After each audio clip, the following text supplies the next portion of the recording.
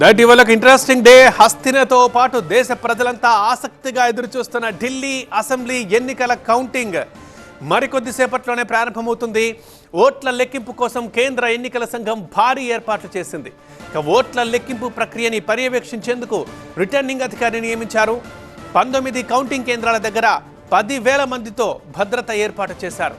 CC కెమెరాల నిఘాలో ఓట్ల లెక్కింపు ప్రక్రియ కొనసాగుతుంది. ఇక ఓట్ల లెక్కింపు కేంద్రాల్లోకి భద్రతా సిబ్బంది, రిటర్నింగ్ అధికారులు, పోలింగ్ ఏజెంట్లను మాత్రమే అనుమతిస్తారు. కౌంటింగ్ పూర్తయ్యే వరకు వారిని బయటకు అనుమతించారు.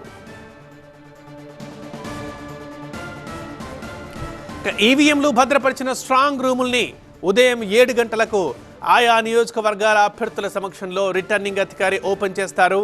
ఉదయం 8 గంటలకు ఓట్ల లెక్కింపు ప్రారంభమవుతుంది.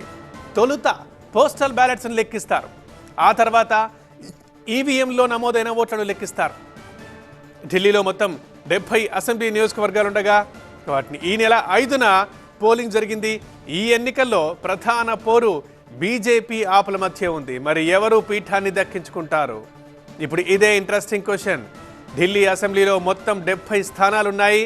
అధికారం సాధించాలంటే అంటే ఆ మ్యాజిక్ ఫిగర్ 36గా ఉంది. 36 స్థానాల్లో విజయం సాధించాలి. వరుసగా 4వ ప్రభుత్వం ఏర్పాటు చేస్తామని ఆప్ నేతలు ధీమాగా చెబుతుంటే 27 ఏళ్ల తర్వాత ఢిల్లీలో మళ్ళీ అధికార పీఠం దక్కించుకుంటామని బీజేపీ నేతలు ధీమా వ్యక్తం చేస్తున్నారు.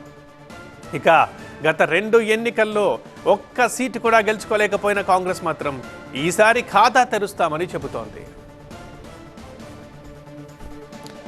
న్యూఢిల్లీ స్థానం నుంచి మాజీ సీఎం అరవింద్ కేజ్రీవాల్ పోటీ చేస్తున్నారు.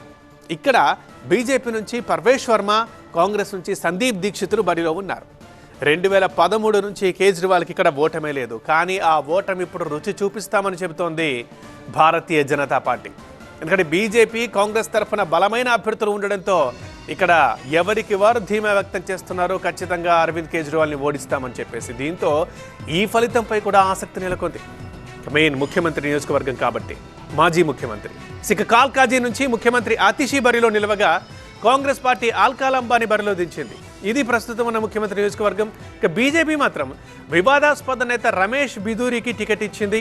ఆయన ప్రచారంలో కూడా ఎన్నో కాంట్రవర్సీ స్టేట్మెంట్స్ చేశారు.